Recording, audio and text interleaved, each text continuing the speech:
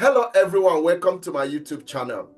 Today I'm going to be talking to us about something that I don't know if you are already aware of it, but just in case if you are not, Hcpc recently published the new Hcpc standard code of conduct, our practice. But before we get into that, my name is Dr. Emmanuel Obodo. I'm a biomedical scientist and I'm also a lecturer in biomedical science here in the United Kingdom. So quickly, let's look into this. So what I want you to know first of all is that we need to ask ourselves a question. Having worked while working as a biomedical scientist, it's important that you know that as a member of Hcpc, as a biomedical scientist, it is important that you know what is expected of you beyond your theoretical knowledge, beyond your scientific knowledge, beyond your being good in the lab, beyond your excellence on bench. You also need to know your limitation. You also need to know what is expected of you, and that thing is expected of you are the code of conduct of Hcpc. Okay, so of course this code of conduct was last published in 2008, and recently there was a new publication, I think around September, and that is what I want to be talking to us about. So what Hcpc has done was to make sure that they bring up this new code of conduct, and they have put it, summarize it in 10 standards. So they didn't reverse all the standard. So what that didn't change is standard number 4, standard number 5, standard number 9, and standard number 10. So those ones did not change. So how come that they didn't change those ones? So they didn't change those ones. Remember, you got to ask yourself first, why do we need to have a standard code? So what it means that once something is published, like I've said already, it was last published in 2008 before now. So once something of that happened, so within that period, there's always going to be maybe incident or a lot of events would have happened, and that would help them to be able to revise, to kind of revisit what they already have on ground, and that can help them to be able to make change where appropriate. So these 4, 5, 9, and 10 that didn't change was because they've checked it. It appears still okay. It's still maintaining up to the standard based on what the commission think as of now. So meaning that it is still appropriate. It is can still serve as a future proof. Okay, so it's still okay to serve as a future proof. And the last one was because it still fits purpose, so it's still useful with the purpose of the standard. But having said that, then what then happened? Remember, I said it's 10 standards. So they've not changed 4, they've not changed 5, they've not changed 9, and they've not changed 10. That means they have been able to change 1, 2, 3, 6, 7, and 8. Why did they change those ones? There are about 4 layers I'm going to mention why they changed it. Number 1 was to increase its simplification. So remember, because of maybe the words that were used, they tried to simplify it where possible. That was the reason. And the second reason was to make sure that the clarity is amplified, and of course they make sure that the language used is very active, meaning that it can be active to help us to understand what exactly that is expected of us. And the final one was to make sure that they expand what they want to achieve in such a way that it can cover more broader areas, helping to guide us in making sure that we function as required. Now, why is it important that we know this? While you work in the lab, you need to know that, like I've said, beyond your theoretical knowledge, beyond your excellency on bench work, beyond how good you are as a biomedical scientist, you need to know what is expected of you. And that thing that is expected of you is a standard of the Hcpc.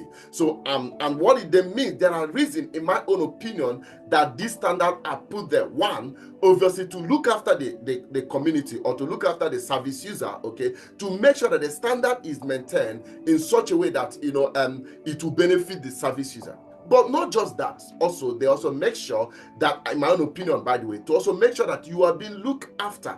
For example, imagine that someone reported you, report that you did something maybe inappropriate, or as the case may be.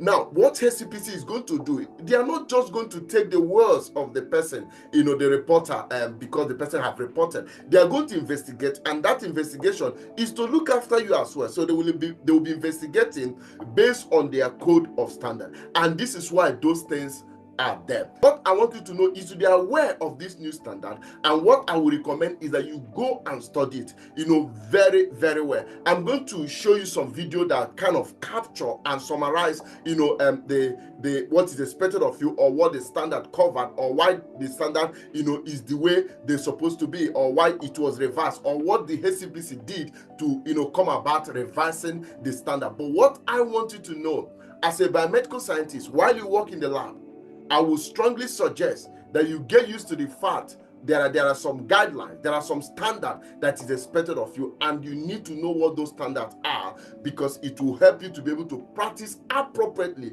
in such a way that you can keep yourself safe, and of course keep the service user safe. Okay, does that make sense? Now somebody might think, oh, what is the relevance of this when I go for biomedical scientist interview question? There are so many relevant to this. They could ask you a question and said, can you tell us how you have been able to reflect Hcpc standard in your practice in the past? Or can you tell us, as a Hcpc registered member, can you tell us the code of standard? They can even say, are you aware, or can you talk us through about the current reverse standard of the Hcpc? There can be any questions around all of that. Don't forget that each of these very rules and regulations is to make sure that standard is maintained, and obviously these things can also be found as a quality management system. I hope that makes sense. Yeah.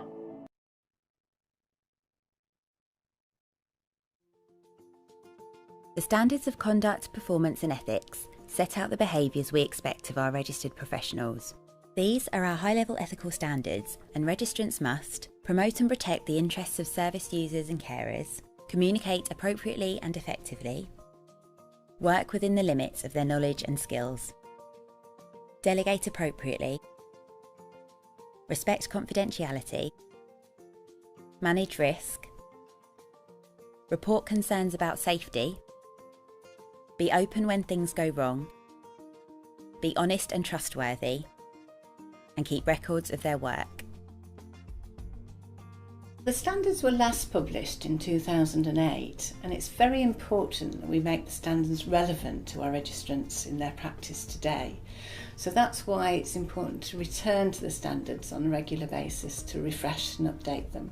The review of the standards has been very extensive. We started by commissioning pieces of research to inform our thinking, and then we moved on to actually setting up a committee of stakeholders called a professional liaison group. And that stakeholder group actually looked at the evidence and other sources of information and drafted a set of standards, which then finally went out to public consultation. That was extensive. We've got a broad range of responses, which we actually looked at and amended the standards accordingly. And the final version was then approved by the Council. The changes we made to the standards fall into two categories. One to the content, and secondly to the way that we present the standards. So the main content changes are around areas such as registrants reporting and escalating concerns, and also being open and honest when things go wrong. Based on the feedback that we've had from stakeholders, we've also made some significant changes to the way that we've laid the standards out. We've made sure the wording is very clear and relevant to all our registrants, and we've also reduced the standards from 14 to 10. It is important that registrants meet our standards and are able to practice safely and effectively. The standards need to reflect public expectations of professionals and the high standards that professionals expect of each other. They are important because they help us make decisions about the character of professionals who apply to our register, and we use them if someone raises a concern about a registrant's practice. On the rare occasions that something goes wrong, we use the standards to decide whether we need to take action about a complaint to protect members of the public. Importantly for service users, they outline what the public should expect from their health and care professional. The Standards of Conduct, Performance and Ethics document can be downloaded from our website. It can also be accessed via our mobile app, My Hcpc. For more information, please sign up to our newsletter, Hcpc in Focus. You can also view articles on the Hcpc blog. Please visit www.hcpc-uk.org. I hope you enjoyed the video. what I want you to know that this is very, very important. Even when many of you guys go for interview and they ask you, when you notice that there's a non-conformance, what are you going to do? These are part of Hcpc, code of conduct, in terms of when you notice anything that could affect the patient. It is up to you. It is your responsibility to make sure that you report that, and that is what they call whistleblower. Anyway, so here you go. Thank you very much for watching, and please, can I ask you to like, subscribe, share? Thank you very much, and I wish you all the best till I come back your way again. Bye bye.